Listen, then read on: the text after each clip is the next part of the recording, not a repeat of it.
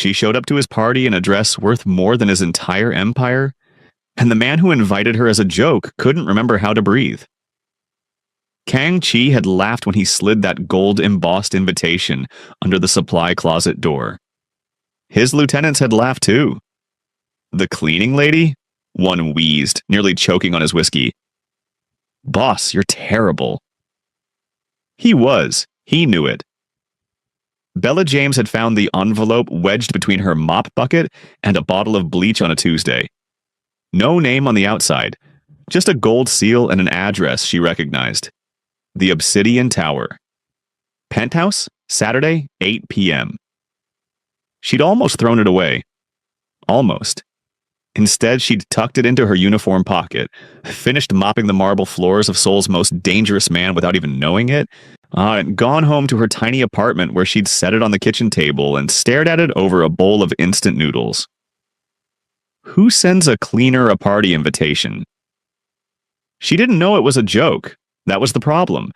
Because Bella James didn't show up like a joke. She showed up like a reckoning. Before we go further, if someone invited you to a fancy party as a joke, would you show up and embarrass them back or walk away with your dignity? Drop your answer in the comments, because Bella's answer is about to change everything. Kang Chi ruled Seoul's underworld from a penthouse that touched the clouds. 42 floors of silence, power, and cold marble. Every surface was expensive.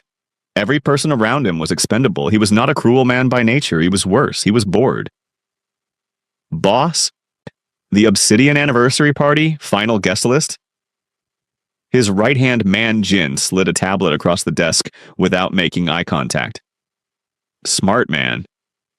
Kang Chi scrolled. Politicians, billionaires, foreign ambassadors. The usual collection of people who smiled at him while secretly praying he'd never call their number. He yawned. Then he glanced through the floor-to-ceiling window and saw her. The black woman in the blue cleaning uniform, on her knees scrubbing the hallway tile with more focus than any of his men had ever shown doing anything. Something wicked flickered in his eyes. "Add one more," he said quietly. Jin blinked. "Sir?" "The cleaner, hallway B." He was already looking back at his tablet. "Send her an invitation." The room went dead silent. Then someone laughed. Then everyone laughed. Even Jin. Who covered his mouth like that would make it professional. Kang Chi didn't laugh. He just watched her through the glass. This woman scrubbing his floors like they owed her something. And felt a strange, uncomfortable curiosity he didn't have a name for yet. The invitation was slipped under the supply closet door at 4:47 p.m. By 4:48 p.m., Kang Chi had forgotten about it entirely. Meanwhile, in a cramped apartment across the city, Bella James kicked off her work shoes, rolled her aching shoulders, and found a gold envelope in her uniform pocket. She read it twice. Then she smiled. Slow, private, dangerous. "Oh," she whispered to nobody. "Okay then." Saturday, 8 p.m. The Obsidian Tower blazed like a crown above Seoul. Guests arrived in Maybachs, Bentleys, helicopters. Women dripped in diamonds. Men wore watches worth small countries. Security stood at the entrance like carved stone, checking names against a list that felt more like a document of world domination. Inside, Kang Chi stood at the center of the room. Charcoal suit, no tie, a glass of whiskey he hadn't touched. Receiving guests with the warmth of a glacier. Jin leaned close. "Everyone's here, boss." "Good. Should I cancel the cleaner's invitation? She obviously won't." The room shifted. It was subtle at first, a ripple, like something had disturbed the air near the entrance. Conversation slowed, heads turned. Security stepped aside without being asked. Kang Chi turned slowly, and then he froze. She walked in like the room had been built specifically to frame her. The dress was deep midnight blue, structured at the shoulders, cascading like liquid shadow to the floor. Diamonds were sewn into the fabric, real ones, catching every chandelier like she'd arrived wearing the night sky itself. Her head was high. Her expression was calm, almost amused. A whisper started somewhere near the bar. "Who is that?" Jin's tablet slipped from his fingers and clattered to the floor. He didn't pick it up. Kang Chi's whiskey glass stopped halfway to his lips. Bella James, his cleaner, walked through the most powerful room in Seoul like she owned the deed to every soul inside it. Their eyes met across the crowd. She smiled. Not warmly, not nervously, deliberately, like she'd known exactly what she was walking into. Kang Chi set his glass down very carefully, so nobody would see his hand wasn't completely steady. Get her out. That was Kang Chi's first thought. Quiet, controlled, absolutely panicked underneath. Oh, his second thought. Don't you dare. Everyone is watching. He'd spent 15 years building a reputation that made generals nervous. He was not going to unravel it because a woman in a stunning dress had walked into a room and made him forget his own name. He straightened, composed his face into its usual stone. Find out who she is, he murmured to Jin without moving his lips. Everything. Now. Jin scurried away like his shoes were on fire. Across the room, Bella accepted a glass of champagne from a passing waiter, took a slow sip, and began moving through the crowd with the ease of someone who'd attended 1,000 parties like this. Which made absolutely no sense for a woman who mopped floors for a living. Guests were drawn to her like gravity. An ambassador laughed too loudly at something she said. A tech billionaire touched his tie nervously when she glanced his way. What is happening? Kang Chi thought, genuinely unsettled. Jin returned in 4 minutes. A record. Boss. His voice was strange. Her name is Bella James. She's American, from Atlanta. I know she's American, Jin. She cleans offices, sir. Has been cleaning this building for 8 months. Jin paused heavily. But her registered legal address in the United States is a 40,000 square foot estate in Georgia. And her last tax filing lists her net worth at... Jin lowered his voice to barely nothing. $2.3 billion. The silence between them was loud. She's been mopping our floors? Kang Chi said very slowly. Yes, sir. Voluntarily? Yes, sir. Kang Chi looked across the room at Bella, who chose that exact moment to glance back at him over her champagne glass. She raised it slightly. Cheers! He crossed the room. He didn't decide to. His feet simply moved, like they'd received a memo his brain hadn't approved. Ms. James. His voice was measured, careful. Bella turned to face him fully, and up close she was even more infuriating. Composed, warm-eyed, with a smile that suggested she found life genuinely funny. Mr. Kang. She said his name like she'd always known it. Lovely party. You know who I am. I've cleaned your building for 8 months. A small pause. I know everything. Something cold moved through him. Then you know this invitation was a joke? She tilted her head. Yes, I figured. He blinked. And you came anyway. Of course. She sipped her champagne. I never miss a good entrance. He stared at her. She stared back, utterly unbothered. From across the room, Jin was watching with the expression of a man witnessing either a beautiful disaster or a miracle. He couldn't yet tell which. Kang Chi's usual script, cold dismissal, polite removal, dissolved completely. Because she wasn't angry, she wasn't performing hurt.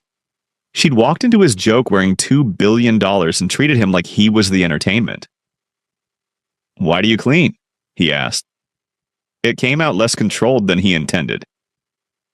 Bella was quiet for a moment, studying him with those dangerously perceptive eyes. Why do you assume I shouldn't? She replied. It wasn't an answer. It hit harder than one. A commotion near the entrance saved him from having to respond. A minor altercation between security and a late guest. Kang Chi's men looked to him. Protocol demanded his attention. He excused himself, smoothly, professionally, but he placed her at table 1. His table. Jin noticed. Jin said nothing. Jin was learning. Bella just walked into a billionaire mafia boss's party, knowing it was a joke, and sat at his table like she paid the rent. Would you have done that, or would you have stayed home? Comment below. And if you're loving this story, make sure you subscribe and hit the bell so you never miss what happens next. Dinner was a performance. 12 courses, 6 languages spoken across one table. Kang Chi at the head, Bella 2 seats to his left. Close enough that he could hear her laugh softly when the ambassador told a terrible joke. Close enough to notice she ate the kimchi jian like she'd grown up with it. You've had that before, he said quietly, nodding at her plate. Atlanta has a Koreatown. She smiled. I've been a regular since college. College? Princeton. She said it the way people say Tuesday. Casual, lethal. He set down his chopsticks. You have a degree from Princeton, a $2 billion estate, and for 8 months you have been mopping your floors, yes. She met his eyes. I know. Why? She was quiet long enough that he thought she wouldn't answer. Then, my mother cleaned offices. Her voice didn't break, but it changed texture. Her whole life. 3 buildings, 6 days a week for 30 years. She used to say, Bella, you'll never truly understand something unless you've done it with your hands. Kang Chi said nothing. She passed 2 years ago. Bella looked down briefly. I sold my first company 6 months after her funeral. Made more money in 1 day than she made in a lifetime. A small, painful smile. I didn't know how to sit with that, so I went back to where she started, to understand. The table noise continued around them. But between the two of them, something had gone very still. Kang Chi thought about his own mother. Small woman, enormous pride, who had cleaned restaurants while he ran streets at 15, who never knew the empire he built, who died before he could show her it was worth something. He picked up his chopsticks again. She sounds like she was remarkable, he said quietly. Bella looked at him, really looked, for the first time like she was seeing past the suit. She was. After dinner, the party moved to the rooftop. Seoul spread below them like a circuit board lit gold and white. Bridges, rivers, towers blinking against a violet sky. Somewhere below, the city hummed and moved and breathed, indifferent to the drama 42 floors above it. Bella stood at the railing, shoes off, bare feet on cold marble, champagne mostly untouched. Kang Chi appeared beside her. He'd lost the jacket somewhere. He looked for the first time all evening, almost human. Your security team has been following me with their eyes all night, she said without turning. Occupational habit. A pause. One of them knocked over an entire shrimp tower trying to watch me walk past the buffet. He pressed his lips together. I didn't see that. Jin had to physically stabilize him. I definitely didn't see that. She laughed, full and real and completely unguarded. Man, something in Kang Chi's chest did something it had no business doing. You're not what I expected, he said. You expected a joke, she replied simply. Yes? He looked at her. I apologize for that. She turned to face him, studying his expression like she was looking for the lie inside the apology. Apparently she didn't find one because her shoulders relaxed slightly. I've been underestimated my whole life, she said, by professors, by investors, by partners. She looked back at the city. You're not even in the top 10. That's either very reassuring or deeply humbling. Both. She smiled sideways. They stood in companionable silence. Two people who controlled enormous things, standing barefoot and quiet above a city that never slept. Both pretending they weren't extraordinarily aware of how close they were standing. Same time next week? She asked finally. He raised an eyebrow.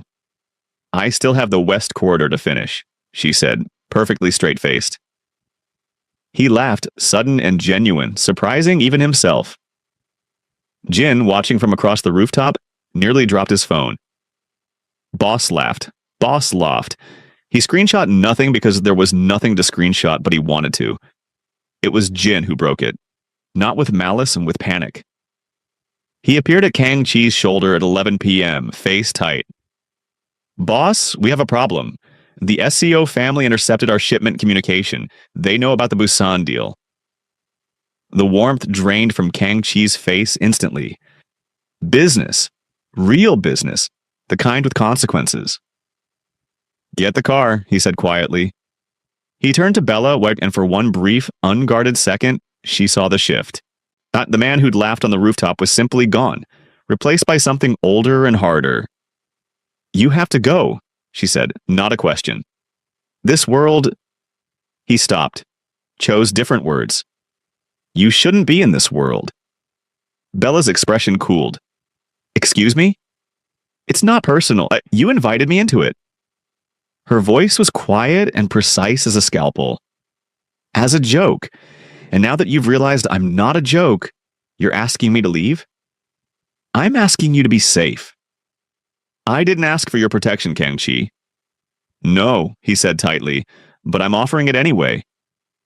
That's not generosity, she said. That's control. The word landed like a slap. His jaw tightened. Hers did too. Two people who never backed down, squared off on a rooftop above Seoul, both right, both wrong, both too proud to find the middle. My car will take you home, he said finally. I have my own car. She picked up her shoes. I've always had my own car. She walked toward the elevator without looking back. The doors closed. The city hummed below.